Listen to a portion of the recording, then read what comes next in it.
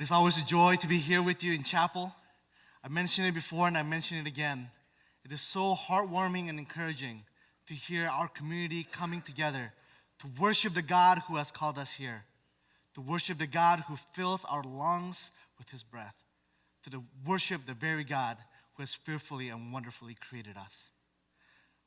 Visitors, prospective students, and parents, we are so glad that you are here. You have this opportunity to worship with us and to experience what it's like to be a part of this community. My prayer for you today is that you will continue to hear God's voice, his still small voice, leading you as you seek his will for the next chapter of your life. Who is a hero in your life? Who do you consider to be a leader? Who do you look up to? Who do you admire? Who do you want to become? What does your hero look like? Is your hero, your leader, a man, a woman? Is the person short, tall? Does the person have spiky hair? Does the person look like you? What kind of images and words come to your mind when you hear the word hero, leader? Is it someone who is famous, who is powerful, who's got status, who's got wealth, who's charismatic, someone who has a lot of influence? Or is your hero, your leader, someone who is not much to look at, despised, rejected, a person familiar with suffering and pain? What comes to mind when you think about a leader or a hero?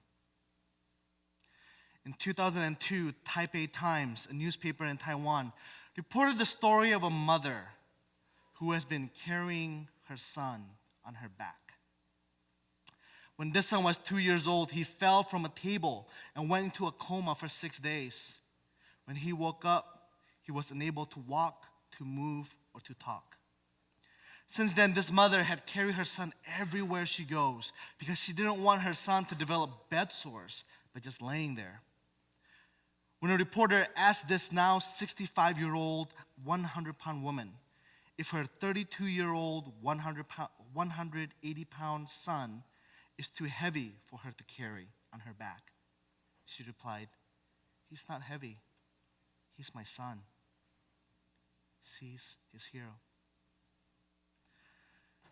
Earlier this semester, Anne Tomei spoke about ordinary time, a time when not much exciting is really happening in the Christian calendar. It's not Easter, it's not Christmas. No one really celebrates anything in the ordinary time. But it is a time for us to reflect and think about what it means to live the Christian life in the day-to-day. Today, we find ourselves in the season of Lent. During the Lenten season, we remember and reflect on the death of Christ. Specifically, we seek to reorient our lives in light of what Christ has done for us. This is also a time when many of us are beginning to think about next year and the kind of leadership roles that we may have. Some of you are thinking about student government election. Many of you have applied to be RAs and are hoping to find out soon whether or not you have been selected. Many of you have inquired and thought about leading a student group, Women's Ministry Council, Men Under God, Creation Care.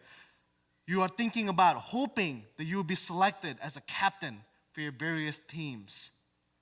So I thought that what we can do today as a group is to think about what it means to lead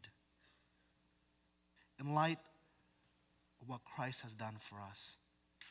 He who has come not to be served, but to serve.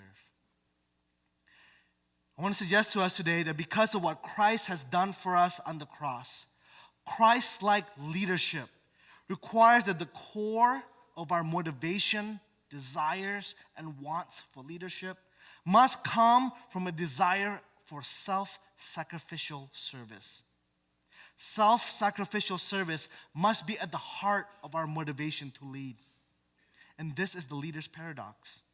That those of us who want to lead must first desire to be the servant of all.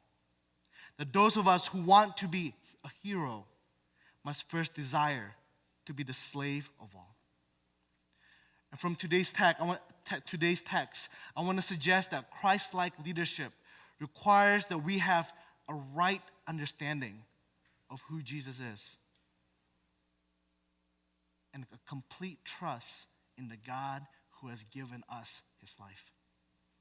So if you don't have your Bible open already, turn with me to Mark chapter 10, verse 35 to 45. In this text, we are confronted with two of Jesus' disciples, James and John. They come to him, the sons of Zebedee, and they said, "Teacher, we want you to do for us whatever we ask." Imagine going up to your professor, or going up to your boss, or going up to your parents and say, "Hey, listen, at the gun lock, I want you to say yes to whatever I'm about to ask you to do." Or maybe parents, those of you who are here with your students, imagine what you will do, what you will say when your child come up to you after today and say, "Mom, Dad, listen, I'm not going to tell you what college I want to go to, but I want you to agree to pay for it, okay?" Imagine going up to your boss and saying, "Whatever I'm going to say, just say yes." It's a ridiculous request. And the boldness of the request is underscored by the fact that this comes at the heel of Jesus' teaching. In Mark chapter 9, we are told that the disciples, these 12 disciples, the closest group around Jesus' inner circle, that being a part of that group wasn't enough for them.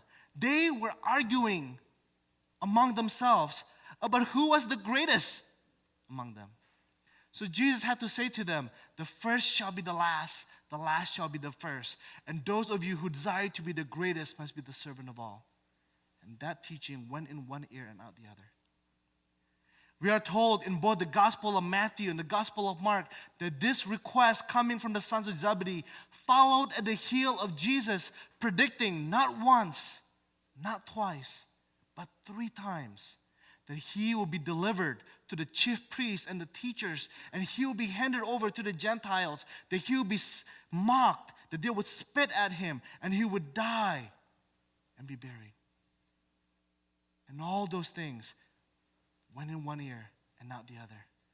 And James and John, all they could focus on is whether or not they get to sit at Jesus' right and left.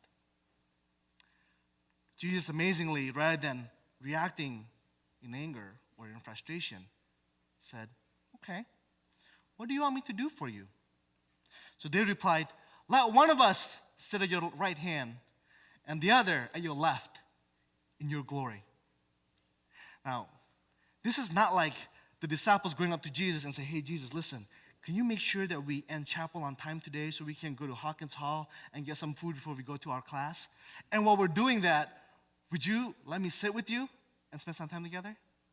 No, this is them coming to Jesus and saying, "Jesus, we know you're going to inaugurate your kingdom. The fullness of your kingdom is going to be revealed, and you are going to ascend upon the throne, and you are going to sit on the throne and judge the 12 tribes of Israel and judge the living and the dead from eternity to eternity. And we know that there's all these people who probably deserve to sit right next to you. I mean, after all, Abraham is the father of Israel. Moses was the one who led your people out of Egypt, out of slavery. Joshua was the one who led them to the promised land. And David was a man after your own heart. And Solomon was the one who built the temple. Not to mention Elijah and Daniel. And I know John the Baptist prepared the way for you today, and he just gave up his life for you. We know that those people have done a lot for the kingdom. In spite of that, can we, the two of us, sit at your right hand and your left hand for the rest of eternity? What an incredibly bold request. And Jesus replied, "You don't know what you're asking." You see, the request that James and John has made is misguided because they don't quite fully understand what Jesus has come to do. You don't know what you are asking. Can you drink the cup I drink and be baptized with the baptism I am baptized with? I want to suggest to us that Christ-like leadership must begin with the right understanding of who Jesus is. One of the joy of having young children is the fact that I get to keep up with all the children's movies that come out every year. I think at one point last year, my daughter proudly exclaimed that this is the 17th time that she was watching Frozen. She turns out not okay, I'm in trouble. This year, my kids are starting to memorize lines from the movie Big Hero 6. At one point in the movie, Hero, the main character of the movie, wanted to avenge the death of his older brother, Tadashi, by converting his brother's robot, Baymax, into a killing machine. There's only one problem. Baymax was created to be a personal healthcare provider. His desire is to save and protect lives. He was designed and created by Tadashi to nurture and heal. In fact, he's activated whenever he hears someone exclaim, "Ow," in pain. When Baymax realized the Hero was trying to convert him into a killing machine, he refused to let Hero have any access to his programming chip because the purpose of his existence is to provide healing, not to hurt others. Hero made a request to Baymax that Baymax cannot fulfill because Hero misunderstood Baymax's purpose. I believe that just like Hero and just like James and John, we often do the same things in our relationships with Jesus. We make requests to Jesus because we misunderstand who he is and why he came. We see him as a personal fortune maker whose job is to grant us all of our requests and make us happy. We see Jesus as our personal bodyguard whose task is to keep us safe at all times. We see Jesus as our personal life insurance that we can call on every time we find ourselves in trouble. We see Jesus as our personal matchmaker who can find us that right spouse so that we can be married and be happy the rest of our lives. We see Jesus as our personal emergency tutor. Night before the final or midterm, we ask Jesus to just download everything that I need to know. We see Jesus as our personal job hunter who can make sure that we have a job over the summer or when we graduate. Now, I'm not saying that Jesus is not these things, or that Jesus, more accurately, I'm not saying that Jesus doesn't want these things for us. But when we focus on Jesus for these things first and foremost, then we have misprioritized who Jesus is in our lives. In fact, Jesus tells us that God, our Father, knows that we need these things. We need protection. We need sustenance. We need food. We need clothing. But Jesus tells us that the pagan, those who do not believe in God, run after those things. Our focus instead is to seek first the kingdom of God. Our priority must be at the right place. Our focus must first and foremost begin with Jesus and who he is and what he had come to do. When we do that, then all of these things will be added unto us. To focus on these things first without focusing on Christ is to reverse the priority of our Christian life. And when we reverse the priority of our Christian life, then our lives are not in alignment with God. And when we are no longer living in alignment with how God has desire for us to live, then Christ-like leadership is utterly impossible. Christ-like leadership is only possible. Self-sacrificial leadership, self-sacrificial service is only possible when we have a right understanding of who Jesus is. Now, you would think that after this interchange with James and John, the rest of the 10 disciples would be, get it, finally. But no. In verse 41, we are told that when the other 10 disciples heard about this interchange, they became angry. They were indignant with James and John. They were upset that James and John would actually try to swoop in under them and claim the best seats next to Jesus. So Jesus called them together and said, "You know that those who are regarded as rulers of the Gentiles lord it over them, and their high officials exercise authority over them. But not so with you. Instead, whoever wants to be great among you must be your servant, and whoever wants to be first must be slave of all." servant and slave are two images. They are not interchangeable. A slave is someone who give of themselves, give of their service in exchange for a payment. But a slave is somebody who is so indebted that they have to enter into slavery to pay off all their debt. It is a progression of utter and complete servitude. And that is who Jesus has called us to be. It's a lot easier said than done, isn't it? Just be the last. Take the lowly seat. Don't worry about your own success or fame. Don't worry about recognition in life. The world after us tell us that a leader is someone who is successful. The leader is someone who is powerful. The leader is someone who is able to accomplish these things. A leader is someone who people look up to. How can we lead if we take the lowly place? And there's a part of us in our hearts that say, somebody has to look out for me. The world is a deep, dark, dangerous place. If I don't look out for me, then who's going to look out for me? And I believe that this is why, in order for us to truly embrace Christ-like leadership, self-sacrificial service, we must completely trust ourselves to the God who has given himself to us. I believe this is why Jesus in verse 45 reminds them, for even the Son of Man did not come to be served, but to serve, and to give his life as a ransom for many. Jesus wants them to move their center of focus on self and me and mine to others, to what we can do to help others, almost with complete and utter disregard for ourselves. But why? How can we do so? Because Jesus himself is looking out for us. If he has given his life for us,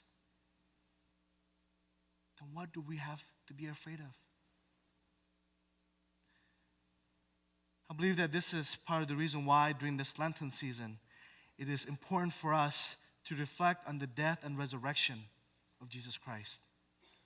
To the God who has given himself to us. To the God who has given his one and only Son to die for us on the cross to pay the penalty for our sin. It's important for us to reflect on Jesus, who considered equality with God, his divinity, nothing to be held on to, emptied himself, took on the form of humanity, and became obedient to death, even death on the cross. Because without a full, complete understanding of who Jesus is and the deep love that he has for us, then self-sacrificial service, Christ-like leadership is not possible. I want to challenge us today to think about what it would look like for us to do this as a community. My challenge for us today is to do something in this next week to serve others. Let us be known as a community that serve one another because of Christ's love for us. Now, here's the key. True service of others is others-centered, is self-sacrificial. And it requires us to think about what it means to do something for someone that they would appreciate. My wife attended a Christian undergrad, and she told me that one day this young gentleman decided that he was going to live out a life of service. So he went to the dining hall, and he stood at the drink machine and asked everybody what they wanted to drink for lunch that day. And he would proceed to pour a cup or whatever drink that they wanted. Sounds good, right? Instead, what happened was he created a backup of people who couldn't eat their lunch because they couldn't get their drink, because he insisted on getting drinks for everyone. We have to think about the kind of service that is truly other-centered instead of something that's self-sacrificial, instead of something that is self-serving. When I came to seminary, I experienced a bit of a jolt to my system. because I'm a bit of a night owl. Even today, it is much easier for me to stay up till 3, 4 in the morning than for me to get up at 4 or 5 in the morning. In fact, when I was in college, I would make sure that I arranged my class schedule in such a way that I can sleep in a little bit. One semester, I was so successful that I didn't have to go to class till noon or 1 o'clock every day, okay? When I came to seminary, I was surprised because I had to be in class either at 7:35 in the morning or 8 in the morning, as late as it gets. And I had a hard time getting up. That's when I started drinking coffee. I had a friend on the floor. We're living in the quads. I had a friend named Jay. He was an early bird. Every day, 5 o'clock, 6 o'clock, he would get up, do his devotion, make coffee. One morning in September, as I was rushing out of my room, he handed me a mug. He made coffee for me that morning. And from then on, every morning, whenever he would notice that I wasn't up by a certain time, and he knew when I had class, he would go ahead and make coffee for me and make sure that when I go to class, I would have a cup of coffee in my hand. I told him, Jay, man, you don't have to do this. You can stop. I got to get up earlier, okay? If I can get up early, you don't have to bail me out. And he simply said, I'm already making coffee anyway. Why can't I make a cup for you? And that went on for the rest of the year. Self-sacrificial service. Service that is others-centered. Service that flows out of the love that God has given to us in His Son. I want to invite the worship team to come this morning. And I want to invite all of us to just spend a couple of minutes to think about these things. There may be some of you this morning that you need to be even more deeply impressed with the love that God has for you, with the love that Jesus has for you. He who has come not to be served, but to serve. He who has come to give his life as a ransom for many. Some of you may need to reflect upon that truth, upon that fact, and come before the Lord and say, Lord, help me to trust you. Help me to give my life over to you. For others of us, you may need to do some business with God because you have applied for a leadership position. You have strived and desired leadership positions on this campus. You're hoping to be hired on as an RA, or you're hoping to win an election next week. And you need to do some business with God and just ask God to shed and shine His light upon your heart. And to see if there's any personal, selfish motivation that you may be carrying as you think about leadership positions for next year. Some of you need to just ask God to help you understand what self-sacrificial service may look like, what that would look like in your life and on this campus. As the worship team continue to lead us in worship today, I want to invite all of you to just come before the Lord and say, Lord, help me to live a life that flows out of the sacrifice and the deep love that you have given to us. Just stand and let us continue to worship the Lord.